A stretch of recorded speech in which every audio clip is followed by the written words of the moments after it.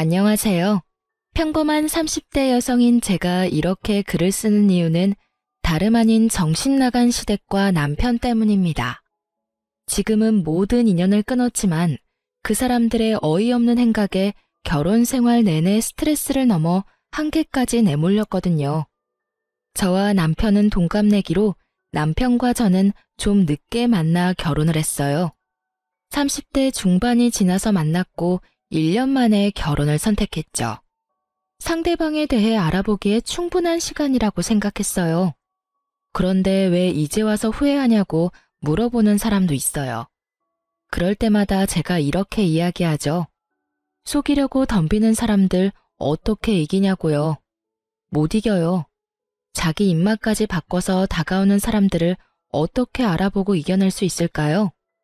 저도 그랬어요. 남편과 결혼에 항상 희망적으로 생각한 게 아니고 충분히 의심했음에도 그 사람에 대해 다 알지 못했어요. 제가 처음에 남편에 대해 의심한 건 바로 남편의 시댁을 만났을 때였어요. 자기야, 여기 이것 좀 먹어봐. 그렇게 이야기하며 그 사람이 좋아하는 해물찜을 건넸어요. 저와 남편이 공통으로 좋아하는 음식이었거든요. 그런데 그때 시모가 의아한 얼굴로 남편에게 묻더군요. 너 해물 좋아했니? 옛날에는 비리다고 못 먹었던 것 같은데. 어머니, 그게 몇 년 전인 줄 아세요? 이제는 고기보다 해산물이 더 좋아요. 그래? 이상하네. 입맛도 바뀌나? 시부모는 저보다 더 남편에 대해 모르는 것 같았어요.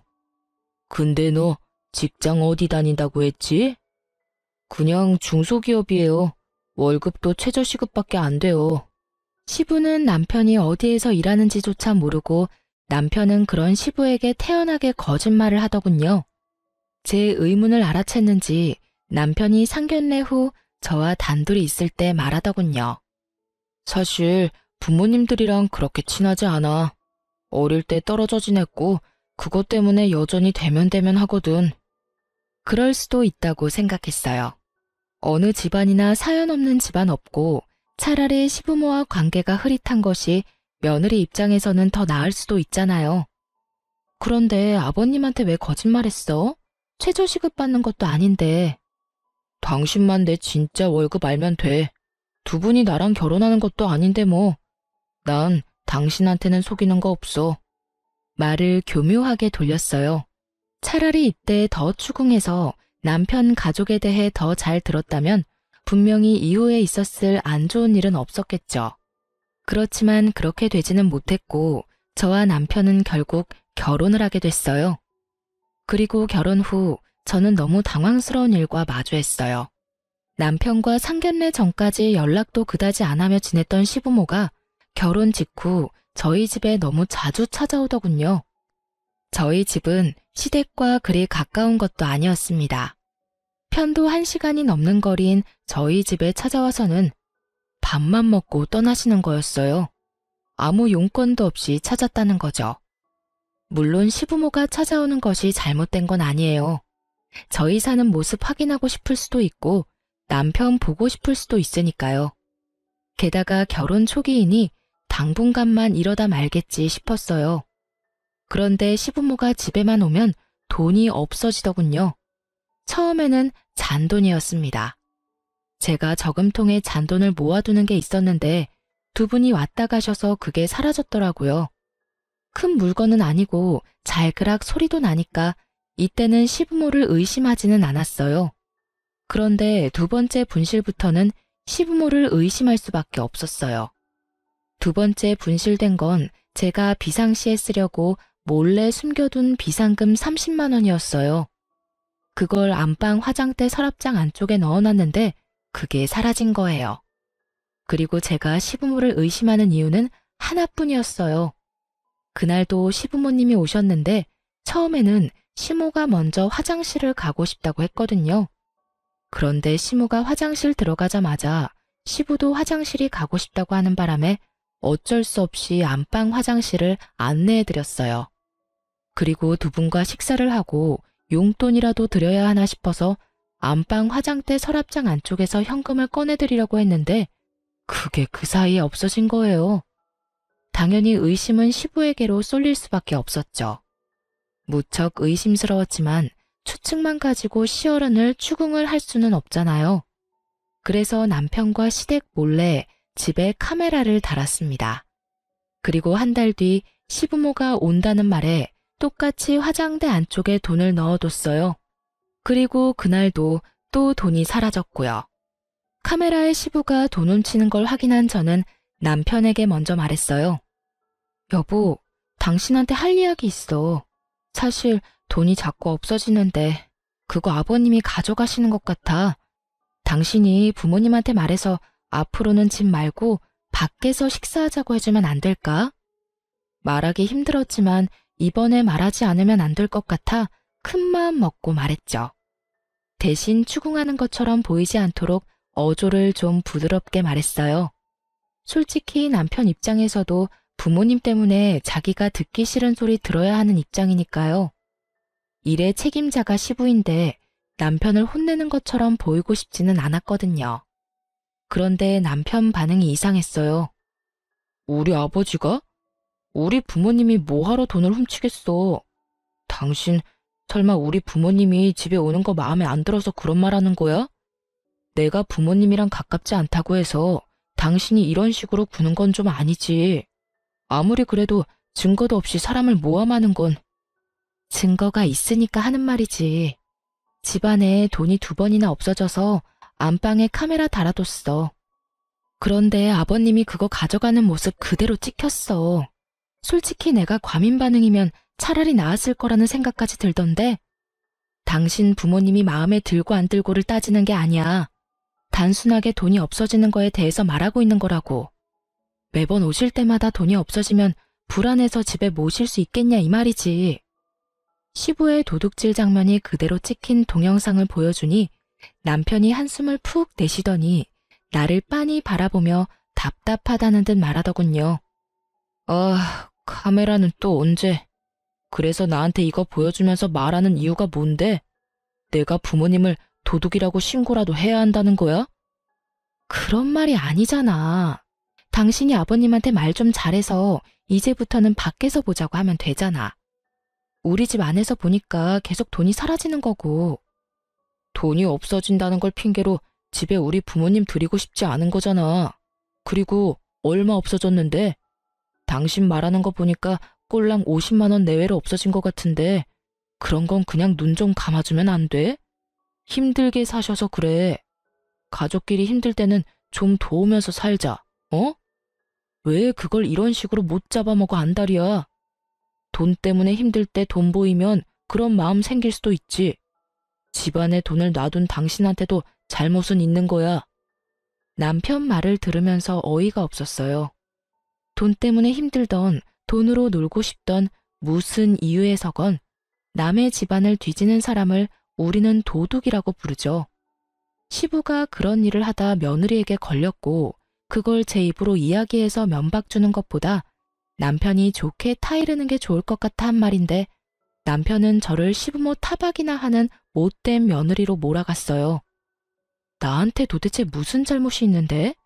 시부모님 저렇게 찾아올 때마다 식사 대접하랴 용돈 드리랴 내가 못하는 건 뭐가 있는데? 당신이야 몸만 와 있으면 끝이겠지.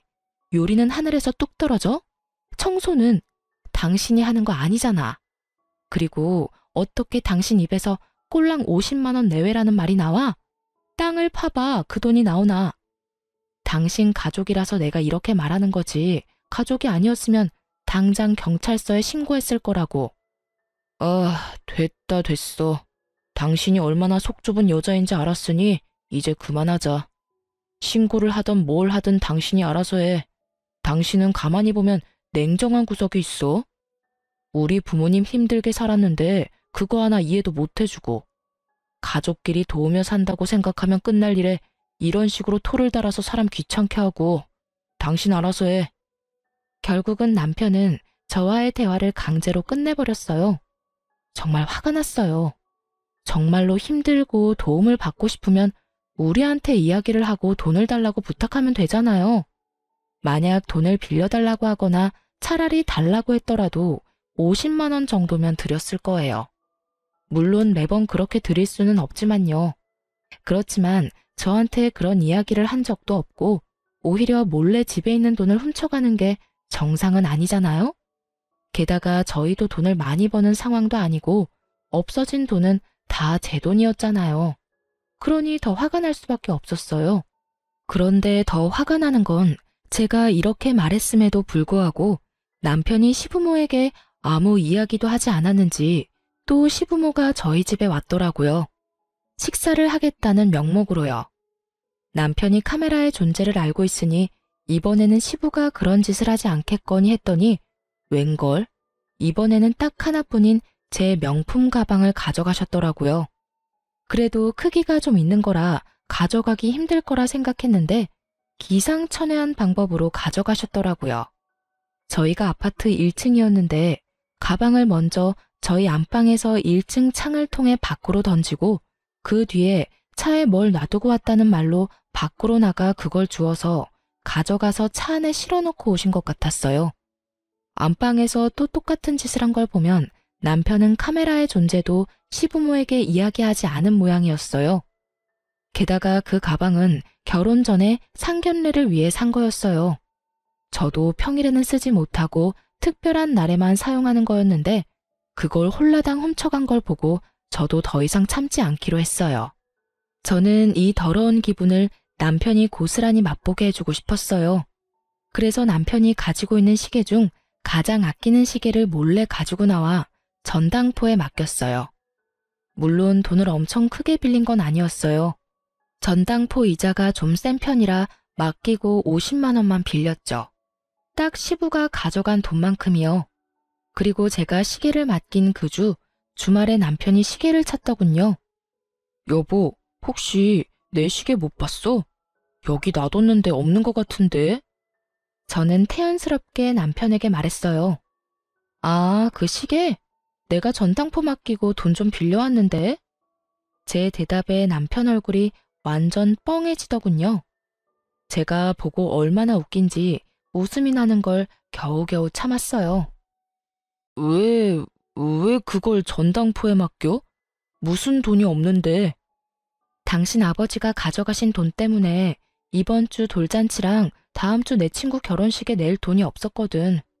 돌잔치도 10만 원, 친구는 내 결혼식 때 30 줘서 나도 30만 원 내야 하는데 현금이 뚝 떨어졌지 뭐야?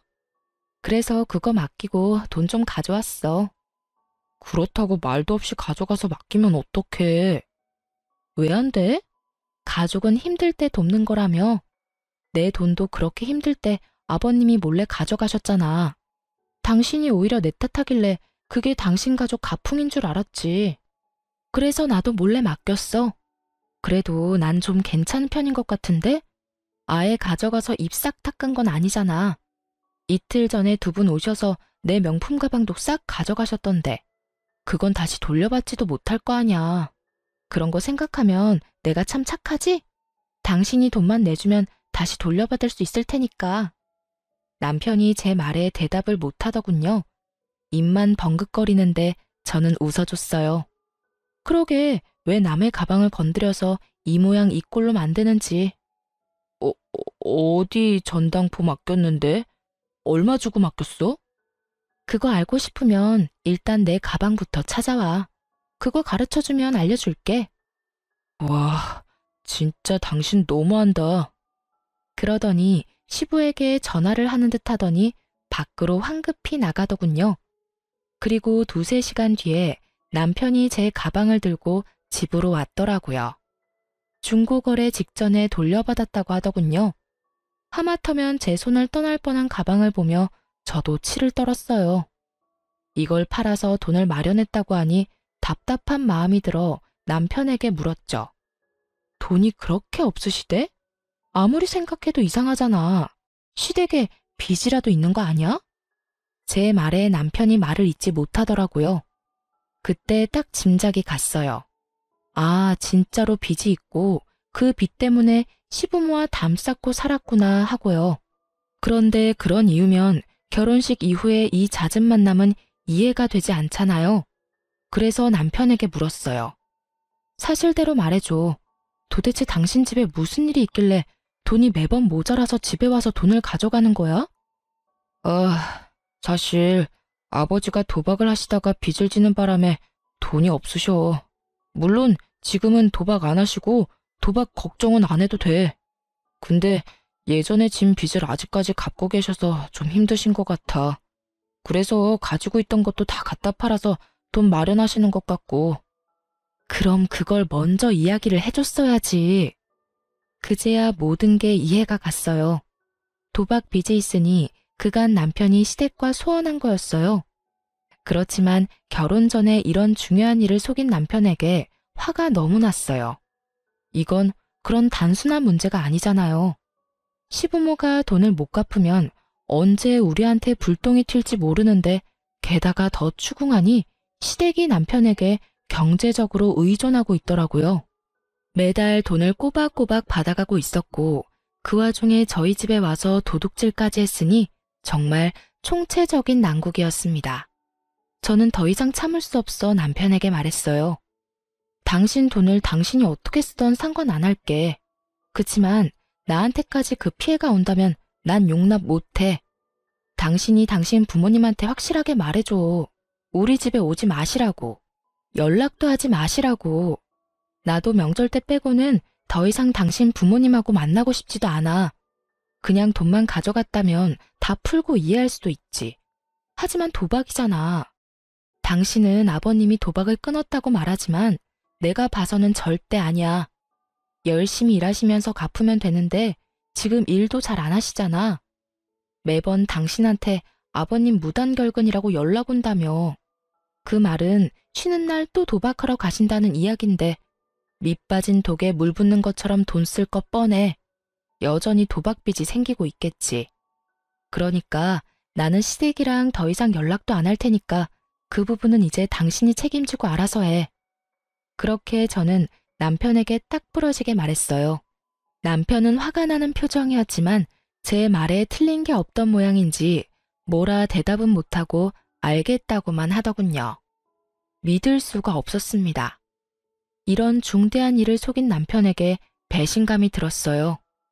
솔직히 도박으로 망한 사람이 우리 집안에 있다 보니 맘 같아선 지금 당장이라도 모든 인연을 끊고 싶었지만 남편이 도박을 하는 건 아니니 남편만 처신 잘해서 우리 집에 문제 없게만 만들면 된다고 정말 안일하게 생각해버렸어요. 남편 속마음이 어떤 줄도 모르고 말이죠. 남편이 시부모에게 어떻게 이야기했는지 모르겠지만 그 뒤로 집에 오지는 않았어요.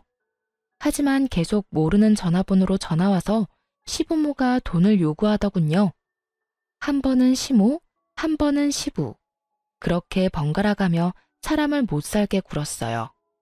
도박을 한다는 걸 들켰다며 남편에게 들어서 그런지 돈을 달라는 말에 더 이상 예전 같은 조심스러움도 없었어요. 마치 돈을 빌려주고 받는 것처럼 아주 당당하게 제게 돈을 요구하는 모습에 학을 뗐어요. 결국 제가 전화번호를 바꿔버렸어요. 그리고 모르는 전화번호도 더 이상 받지 않았어요. 이때쯤에는 정말 절실히 이혼 생각이 났어요. 만약 남편이 직접 도박을 했다면 당장 이혼을 했을 거예요. 그렇게 시댁과의 관계는 이렇게 끊어지는 것처럼 보였어요. 하지만 그게 그렇게 쉬운 일이 아니었어요. 시부모는 끊임없이 저와 남편에게 돈을 뜯어내려고 했어요.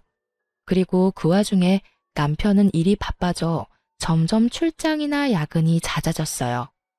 그리고 그 운명의 날이 찾아왔죠. 저희의 모든 것을 뒤바꾼 그날. 그날은 남편이 전날부터 초등학교 동창들과 여행을 가고 없었어요. 토요일 집안 청소를 열심히 하는데 폰이 울렸어요.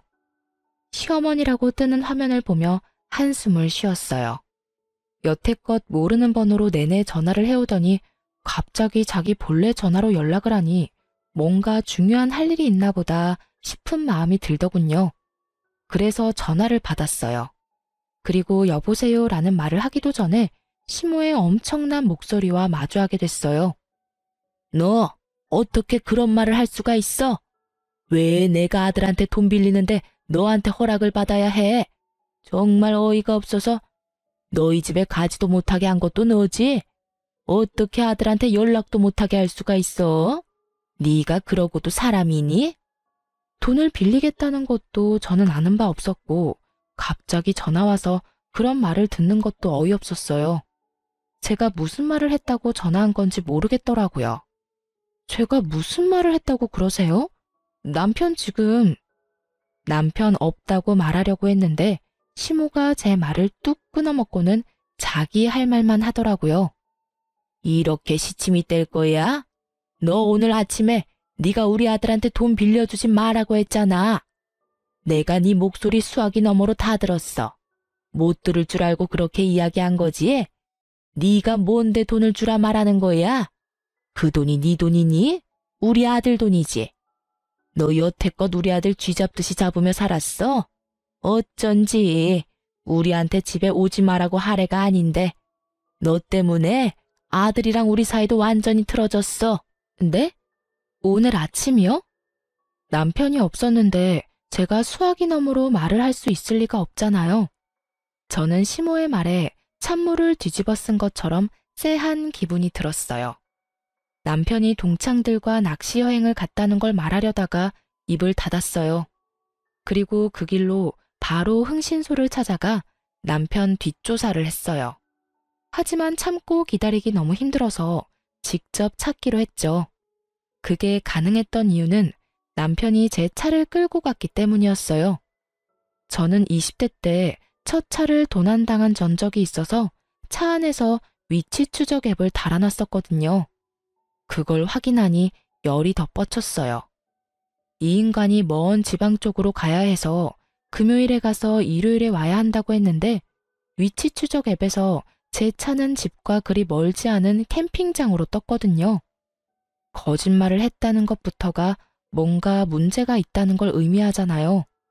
저는 당장 택시를 타고 남편이 있는 캠핑장으로 향했어요. 준비물은 사진기와 베란다에 둔 10m짜리 호스였어요. 캠핑장에 도착해 남편이 어디 있는지 살폈어요. 그리고 곧 남편을 발견했죠. 상간녀와 하하호호 즐기며 팔짱을 끼고 둘이서 밥도 서로 먹여주고 아주 난리도 아니었어요. 시모에게 돈 주지 말라고 말했다는 건 저 여자였던 거죠. 폰으로 동영상을 찍으며 보는데 진짜 심장이 쿵쾅거려 미치겠더라고요. 증거 사진을 충분히 남기고 그 두 사람이 나란히 텐트 안으로 들어가는 것까지 동영상을 찍었어요. 그리고 조심스레 캠핑장에 마련된 식수대와 화장실을 확인하고는 두 연놈의 텐트와 가까운 곳에 있는 화장실로 들어가 호스를 연결했어요. 그리고 물을 틀고는 호스를 그들의 텐트 앞으로 가져가서 텐트 문을 살짝 열고 그 안으로 호스를 넣어 물을 확 뿌렸어요. 입구를 살짝 쥐어 수압을 세게 만들었더니 아주 여기저기 물을 듬뿍 뿌려줬더라고요. 텐트 안에서는 두 사람의 비명소리가 나더니 두 사람이 밖으로 뛰쳐나오더군요. 그리고 마주한 제 모습에 남편의 얼굴이 완전 사색이 되었어요. 여보, 여기는 어떻게... 네가 바람을 펴? 미친 거 아냐? 네가 어떻게 이럴 수가 있어? 정말 저는 화가 머리끝까지 났어요. 그렇지 않아도 시부의 도박과 돈 요구 때문에 스트레스로 머리가 터질 것 같은데 이놈까지 이러니 돌아버릴 수밖에요. 여보, 잠시만. 이건 그러니까... 변명할 거 뭐 있어요? 그냥 있는 그대로 말해요. 우리 사랑하는 사이라고. 진짜로 헤어져야 하는 건 당신이라고. 맞지? 당신이 그랬잖아. 당장이라도 와이프랑 이혼하고 나랑 결혼하고 싶다고. 그 이야기를 하는 상간녀의 표정이 아주 당당하더군요. 저는 상간녀의 그 당당함에 어이가 없었어요. 그런데 남편놈 얼굴을 보니 상황을 잘 알겠더라고요. 남편 얼굴은 뭔가 잘못됐다는 표정이었거든요. 아마 남편은 그냥 상간녀에게 하던 말이었던 모양이에요. 당신이 말해봐. 당신 진짜로 나랑 이혼하고 저 여자랑 만나고 싶은 거야? 말해보라고. 그러면 이혼해줄게. 이혼하자고. 여보, 그게... 잘 됐네. 자기야, 이런 여자랑 빨리 헤어지고 나랑 살자. 당신도 항상 와이프 싫다고 했잖아. 나 사랑한다며? 그러니까 차라리 이 기회에 이혼해버려. 당신도 항상 구질구질하다고 말했잖아. 내가 도와줄게. 저 여자랑 확실하게 이혼할 수 있도록, 응?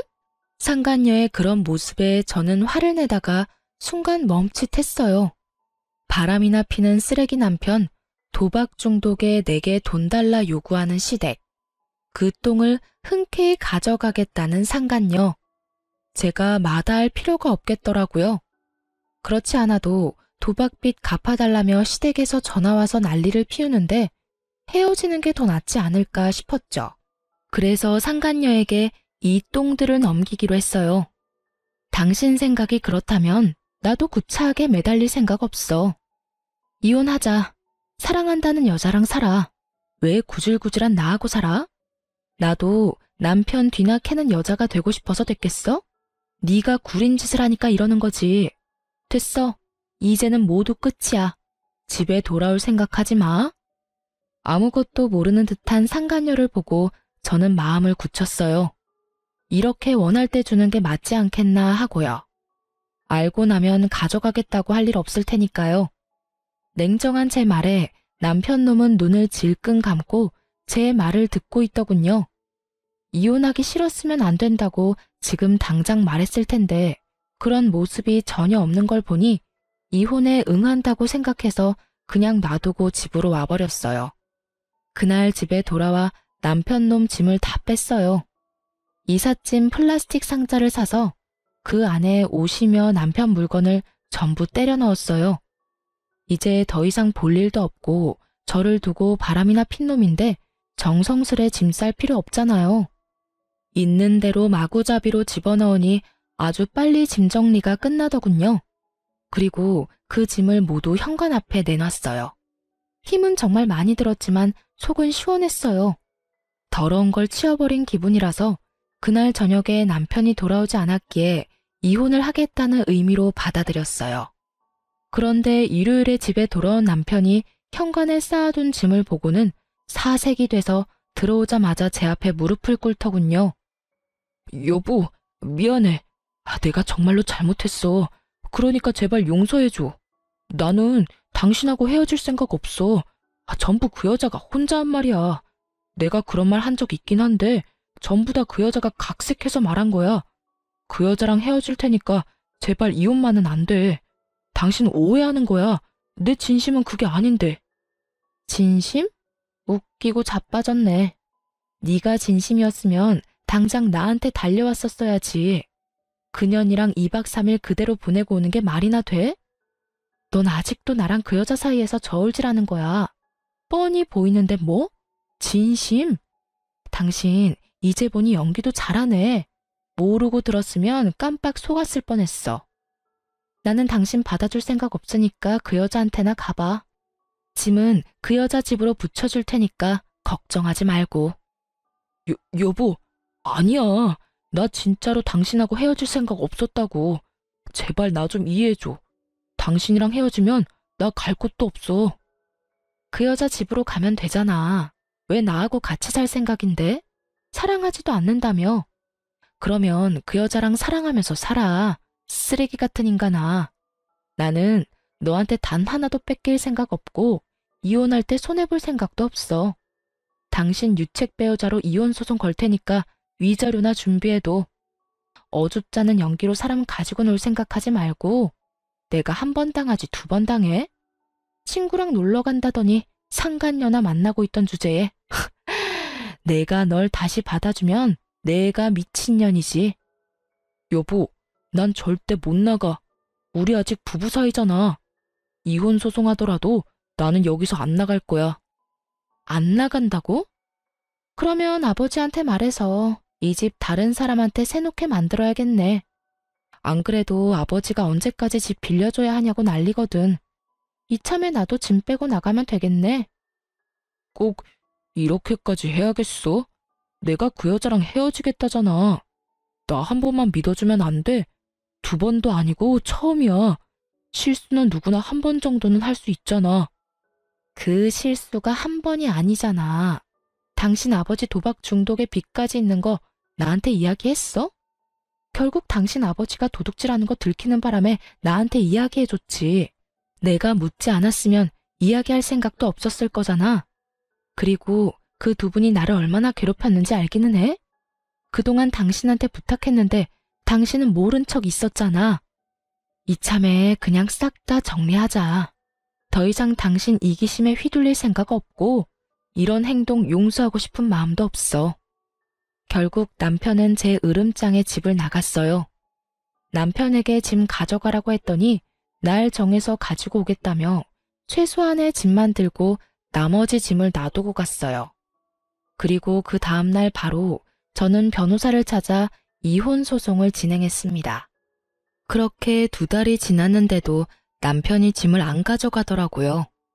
그런데 그걸 계속 앞에 놔두는 것도 화딱질이 나더군요. 그래서 3달째 될 때 흥신소에서 알아낸 상간녀의 집 주소로 짐을 실어 모조리 보내버렸어요. 그런데 그걸 보내자마자 시모에게 전화가 오더군요. 내가 아무리 생각해도 어이가 없어서 말이다. 아들이 빌려주지 않는다니 네가 아들 대신 돈 좀 주거라. 네 아버지 도박빚 있다는 건 들었지? 2억 정도 되는데 지금 당장 갚아야 한다더구나. 너희 친정에 말해서 2억만 좀 부탁하마. 친정 잘 살잖니? 그 돈을 왜 저희 친정에 부탁하시는 거예요? 두 분이 만드신 빚, 두 분이 갚으세요. 왜 저한테? 며느리도 자식이지. 결혼을 했으면 늙은 시어른 부양하는 건 당연한 일 아니니? 내가 아들한테 부탁하려고 했는데 아들이 너한테 꽉 잡혀 사는 것 같아서 너한테 이야기하는 거다. 우리가 이 돈 못 갚으면 어떻게 되는지 아니? 이 빚쟁이들이 너희한테 다 갈 거라는 생각 못했어? 그렇게 됐으니까 우리 돈 갚을 생각하고 있어. 시모는 아주 당당하게 제 친정에 말해서 2억 빚을 갚아달라고 요구하더군요. 상황이 어떻게 돌아가는지 모르고 있더라고요. 저와 남편이 이혼 소송인 중인 것도 모르고 말이죠. 저한테 돈 맡겨놓으셨어요? 집에서 돈 훔쳐간 것만으로도 모자라서 이번에는 이렇게 당당하게 말하시는 거예요? 칼만 안 들었다 뿐 완전 날강도잖아요. 제가 돈이 있어도 안 줘요. 세상에서 제일 멍청한 짓이 도박빚 갚아주는 거라고요. 그래봤자 여전히 도박하시면서 또 빚질 텐데 그때도 갚으라고 하실 거잖아요. 저한테 말하지 말고 아드님한테 말하세요. 돈 원하는 대로 주라고 할 테니까. 네가 돈 주지 말라고 했잖니? 그때 내가 다 들었어. 그러면서 뭘 원하는 대로 준대? 너 가만 보니 이제 거짓말도 하는구나. 그러지 말고 네가 이때까지 모은 돈 좀 내놓으라니까. 상황이 급박해 지금. 저 돈 없어요. 남편이 돈 한 푼은 가져다 주지도 않는데 무슨 돈이 있어서 저한테 돈 달라는 거예요? 돈이 없으면 돈 많은 친정에 빌려서라도 줘야지. 자그마치 2억이야. 그거 못 갚으면 너한테 무슨 일이 생겨도 난 몰라. 이건 뭐 거의 협박이었어요.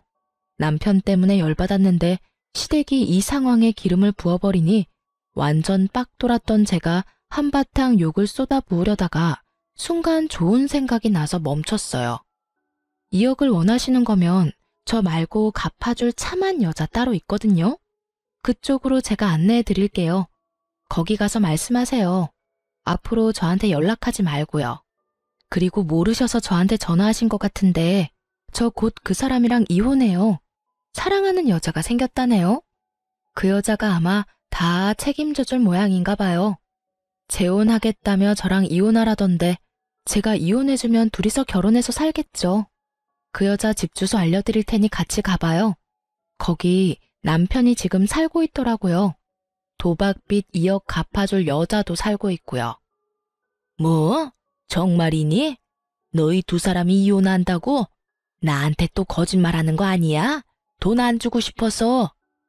믿기지 않는 듯 반문하는 시모에게 집으로 오라고 했어요. 그리고 두 사람을 데리고 남편과 상간녀가 살고 있는 집 주소로 향했죠. 같은 지역이었지만 서쪽 끝과 동쪽 끝, 완전 정반대 구역에 살고 있던 저는 1시간이 걸려 그 상간녀가 사는 집으로 갈 수 있었어요. 그리고 도착하니 대문 앞에 제가 보낸 짐들이 수북히 쌓여 있더군요. 안으로 들어가니 한창 싸우는 소리가 들렸어요. 당신 여태껏 나 속인 거야? 당신 짐들이 왜 여기로 와? 이혼해도 당신은 손해볼 거 하나도 없다며? 위자료가 생겨도 다 해결 가능하다며? 그런데 왜 당신 짐이 여기로 오냐고? 자기야, 내가 다 설명할 수 있어. 거짓말은 아니야. 그 집도 내 집인데 내가 유책 배우자잖아. 그래서 재산 분할이나 위자료에서 좀 돈이 많이 나가. 그 집 하나면 다 해결할 수 있으니까 전부인한테 주려는 거야. 거짓말하지 마. 그러면 이 짐이 왜 여기 와 있는데? 내가 위자료 해줄 테니까 그 집 가져와. 거기서 살고 싶단 말이야. 거기보다 더 좋은 곳 들어가면 되지. 거기 생각보다 좋은 곳도 아니고 무엇보다 전부인이랑 살던 데인데 다시 들어가고 싶어? 차라리 그냥 여기서 조금만 지내다가. 여기가 싫다고. 나는 거기가 좋아. 내가 대출이라도 받아서 도와줄 테니까 거기로 들어가자. 제가 아무 생각 없이 보낸 짐 때문에 여기서는 여기대로 난리가 난 상황이었습니다. 남편이 저희 아버지 집을 자기 집이라고 말해놓은 상태였는데 짐이 오히려 이쪽으로 와버리니 당황한 거였어요. 모두 탄로날 거짓말을 한 남편 놈을 보니 이 상간녀도 그리 깊이 사랑한 건 아닌 모양이었어요. 사귀면서 호감 얻으려고 거짓말 엄청 했는데 본인이 생각지도 않았던 이혼을 하게 돼서 그 거짓말이 자신에게로 모조리 돌아오는 상황이었죠. 저는 속으로 깔깔 웃으며 시모를 상간녀 집 앞으로 데려왔죠. 열려있는 집에 일부러 벨을 눌렀더니 두 사람이 복도로 나와서는 시모를 보고는 깜짝 놀랐어요. 정확히는 남편이 엄청 놀랐지만요. 아가씨가 우리 아들이랑 새로 만나는 여자예요? 나 엄마 되는 사람이에요. 우리 아들 책임진다니 내가 말 좀 편하게 해도 되겠네. 내가 들어보니 아가씨가 우리 빚 다 갚아줄 거라는데 그 이야기가 사실이에요? 네? 그게 무슨 말씀이세요? 빚이라뇨? 상간녀가 남편을 쳐다봤고 남편은 눈을 질끈 감고 고개를 돌려버리더군요. 우리 아들한테 못 들었어요? 아가씨가 우리 아들이랑 재혼할 거라면서요. 그러면 우리 며느리 되는 거니까 돈도 갚아주겠지. 결혼은 언제 할 거예요? 할 거면 좀 빨리 했으면 좋겠는데. 시모가 그렇게 말하자 남편이 저에게 소리를 빽 지르더군요. 당신은 왜 우리 부모님을 여기까지 모셔와? 미쳤어? 말하고 싶은 게 있으면 우리 둘이서 해야 할 거 아니야? 어쩌자고 여기까지? 연신 개거품을 물며 모셔온 이유를 묻는 남편을 향해 저는 환하게 웃어줬어요. 왜 모셨냐니? 당신도 이상한 걸 묻네. 당신 어머니가 나한테 전화하셨어. 아침부터 돈 내놓으라고. 당신 아버지 도박빚 갚아야 한다고 나더러 돈 달라길래 내가 여기 모시고 왔지. 왜냐고?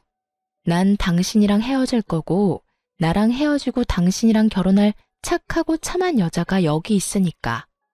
앞으로 당신 부모님 계속 모실 사람이 그 여자니까 모셔왔을 뿐인데 뭐가 잘못된 건데? 이미 이혼 소송 중이고 판결도 얼마 안 남았는데 내가 왜 이 사람들의 돈 달라는 요구를 받아줘. 예비 며느리가 있는데. 도박빚? 상간녀가 제 이야기에 미쳐서 눈에 쌍심지를 켜고 남편의 멱살을 움켜쥐었어요. 이게 다 무슨 말이야? 도박빚이라니. 당신 나한테는 부모님이 그냥 평범한 분들이라고 했잖아. 연락 자주 안 하는 사람이라고 안 봐도 되는 사람들이라며. 그런데 빚을 대신 갚으라는 말을 왜 나한테 하는데? 자기야, 잠시만. 그게 아니야. 내 말 좀 들어봐. 이건 다 이유가 있어. 어떻게든 핑계를 대보려는데 남편 놈을 보며 저도 친절히 이야기해줬죠. 아, 몰랐어? 당신이 만나는 저 사람 부모님 도박빚이 2억이나 있어. 둘이서 잘 갚으면 되겠네. 당신이 그때 나한테 이야기했잖아. 남편이랑 헤어지라고. 헤어져 줬으니 시부모도 데리고 가. 결혼하고 내내 돈 달라는 전화에 시달리면서 힘들었거든? 딱 좋을 때 사랑에 눈먼 여자 하나 나타나서 잘 됐지 뭐야. 고마워. 저 인간 데려가줘서. 제 말에 상간녀가 완전히 졸도해버리더군요. 순간 비틀거리는 상간녀 모습을 보니 엄청 피가 쏠린 것 같았어요. 이내 얼굴이 새빨갛게 된 상간녀가 남편 놈에게 엄청난 목소리로 따지더라고요. 너 내 돈 노리고 나한테 수작 부린 거야? 저 여자한테서 돈 뜯기 힘들 것 같아서 나로 목표 바꾼 거냐고. 미친놈이 어디서 나한테 빨대를 꽂으려고 해? 내가 너랑 결혼하고 싶댔지 네 부모 빚 갚아주겠다고 한 적은 없잖아. 저기요. 오해야. 다 오해고 나는 돈 때문에 당신이랑 만난 거 절대 아니야. 내가 왜 당신한테 그런 짓을 해? 나도 부모님이랑 연 끊고 살 거야. 당신한테 그 빚 갚으라고 할 거 아니라니깐? 여기까지 찾아온 사람을 두고 뭐? 연을 끊고 살아? 어떻게 끊고 살 건데?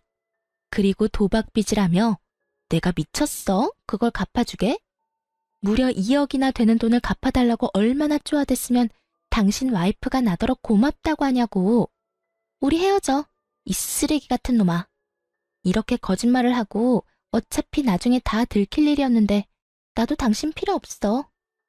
상간녀가 그렇게 말하며 자기 집 현관에 쌓여있던 남편의 짐을 모조리 밖으로 내던지더군요. 남편놈 얼굴이 사색이 돼서는 그 상간녀의 팔을 붙잡고 애원하며 매달렸어요. 자기야, 내가 거짓말한 건 미안해. 진짜로. 근데 인연 끊고 산다는 건 정말이야. 내가 당신하고 살게 되면 절대로 집 근처에도 못 오도록 할 거야. 빚도 우리가 안 갚아도 되도록 막아주고. 꺼져. 당신 같은 놈이랑 같이 살 생각 없다는 말 못 들었어? 진짜 어디서 이런 쓰레기 같은 놈이랑 만나서 내가 이 고생을 해. 네가 분리수거도 안 되는 쓰레기인 줄 알았으면 절대로 받지 않았을 거라고. 상간녀가 분통을 터뜨리며 그렇게 말하자 남편놈이 이번에는 목표물을 저로 바꿨는지 제게 다가와 손을 붙잡더군요. 그리고는 눈물 범벅인 얼굴로 저한테 말하더라고요. 여보, 미안해. 내가 이렇게 용서를 빌게. 그러니까 제발 소송 취하하고 다시 나랑 같이 살아줘. 사람 하나 살리는 셈 치고 제발. 저는 남편놈 얼굴을 쳐다보지도 않고 상간녀에게 차갑게 말했어요. 반품 안 받으니까 가져가. 네가 그 물건 좋다고 나더러 이혼하라며? 그럼 끝까지 네가 책임져야지. 왜 나한테 떠넘겨? 언제는 사랑한다며 그게 전부라며 다 책임진다면서? 어차피 곧 우리는 이혼 판결 날 거야. 그럼 완전히 법적으로 남남이지. 그러니까 나한테 떠넘길 생각하지 말라고. 제 말에 부들부들 떨며 분노를 표시하던 상간녀가 결국은 못 참고 남편놈 뺨을 찰지게 한 대 날려버리더군요. 그리고는 남편을 밀어서 자기 집 문 밖으로 내보내버렸어요. 남편놈이 상간녀에게 뺨 맞고 정신이 없었는지 제 다리를 붙들고는 또 말도 안 되는 용서 타령을 하더군요. 그래서 저도 이번에는 상간녀가 때린 반대쪽 뺨을 한 대 날려줬어요. 어쩜 그렇게 속이 시원하던지. 저는 남편과 시모를 두고 집으로 돌아왔어요. 그 사람들의 일은 그 사람들이 알아서 할 일이었죠. 그리고 그 일주일 뒤 이혼 판결이 나고 전 남편과 저는 완전히 법적으로 남남이 되었어요. 그 뒤에 전 남편이 어떻게 됐는지 궁금하시나요? 전 남편 놈은 저와 상간녀 두 여자에게 모두 버림받고는 결국 갈 곳이 없어 그 짐 들고 시댁으로 들어갔다고 해요. 그런데 얼마 안 가서 거기서 뛰쳐나왔다고 하더라고요. 저는 그 이후에 전 남편이 이혼 후에 그 집으로 그렇게 돌아가기 싫어했던 이유와 저에게 어떻게든 되돌아오려 한 이유를 알게 됐죠. 저희 집으로 웬 우락부락한 사람들이 찾아오면서 말이죠. 시부가 저희 집을 가르쳐주며 가족이라고 했다네요. 정말 그 인간의 행태가 치가 떨리더라고요. 저는 이혼했고 그 인간에게 새 여자가 생겼으니 그 여자가 며느리라고 말해줬어요. 그리고 너무 열받아서 남편 회사 주소를 가르쳐주며 그 사람들 아들이 일하는 곳이라고 말해줬어요.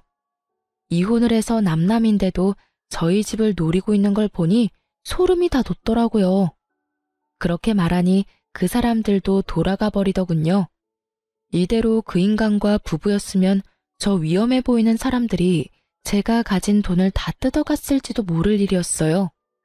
나중에 소문을 들어보니 결국 그 빚쟁이들이 시댁에서 도망친 전 남편을 찾아내서 결국 강제로 시부의 도박빚을 열심히 갚고 있다고 하더라고요. 잘못했으면 제가 그 모든 일을 뒤집어 쓰고 빚 갚고 있었을 거라는 생각을 하니 빠른 손절이 정답이었다는 걸 깨닫게 됐죠. 그리고 시부는 여전히 도박 중독으로 열심히 도박에 매진하고 있다고 해요. 옛말에 손모가지를 끊어도 도박은 못 끊는다는 말이 있다던데 딱 그거더라고요. 결국은 돈 버는 전 남편과 그 돈을 쓰는 시부가 미친 듯이 싸운다는데 그걸 보고도 시모는 여전히 태연자약하답니다. 참 대단한 가족이에요. 저렇게라도 굴러가는 걸 보면 말이죠. 그리고 상간녀는 전 남편과 그때 헤어지고 완전히 관계가 쫑난 듯 보였으나 지푸라기 잡는 심정으로 전 남편이 상간녀 회사에 찾아가 애원했나 보더라고요. 회사 사람들 앞에서 어떤 고해성사를 했는지 몰라도 직장에도 불륜녀라는 안 좋은 소문이 나서 결국 직장에서도 스스로 나갔다고 들었어요. 역시 사람은 위험한 곳에 가까이 가지 않는 게 맞는 것 같아요. 이혼이라는 것이 때로는 정말 필요하다는 생각을 하곤 합니다. 만약 그대로 남편과 부부 사이였다면 제게도 그 시부의 도박과 관련된 불똥이 튀었을 테니까요. 이렇게 벗어나니 마음이 평화롭네요. 이 글을 읽는 분들도 항상 조심하세요. 언제나 속이려는 사람은 어떻게든 속이고 말아요. 속는 사람이 바보가 아니라 속이려는 사람이 무서운 사람인 거예요. 그리고 사소한 걸 속이고 감추려는 사람은 꼭 한 번쯤 의심해 보시길 바랍니다. 저야 다행히 그 악연에서 벗어났지만 앞으로도 주의하며 의심하며 살아갈 예정이에요. 시간 내서 긴 글 읽어주신 분들에게 감사 인사를 전합니다. 좋은 하루 되세요.